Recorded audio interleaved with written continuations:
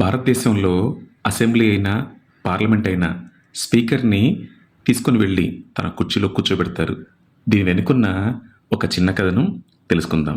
భారతదేశం అనుసరిస్తున్న పార్లమెంటరీ సాంప్రదాయాలలో ఎక్కువగా బ్రిటన్ నుంచి తీసుకున్నవే. తొలినాళ్లలో బ్రిటన్‌లో స్పీకర్ పదవిని అత్యంత ప్రమాదకరంగా భావించేవారు. ఎందుకంటే పార్లమెంట్ తీసుకున్న నిర్ణయాలను చక్రవర్తికి చేరవేయాల్సిన బాధ్యత స్పీకర్‌దే. అలాగే రాజు ప్రతిపాదనల్ని పార్లమెంట్ తిరస్కరించిన ఆ విషయాన్ని చెప్పే బాధ్యత కూడా ఆ కుర్చీలో కూర్చున్న వారిదే.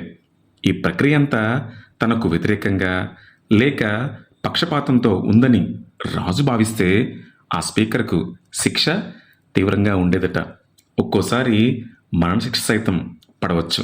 అందుకే ఎవరు ఆ పదవిని స్వీకరించేందుకు ముందుకు వచ్చేవారు కాదు. దాంతో ఆ ప్రమాదకరమైన పదవికి ఎన్నికైన వ్యక్తిని బలవంతంగా ఆ చైర్లో కూర్చోబెట్టేవారు. అదే సాంప్రదాయం ఇప్పటికీ మన అసెంబ్లీలోనూ, పార్లమెంట్లోనూ కొనసాగుతూనే ఉంది.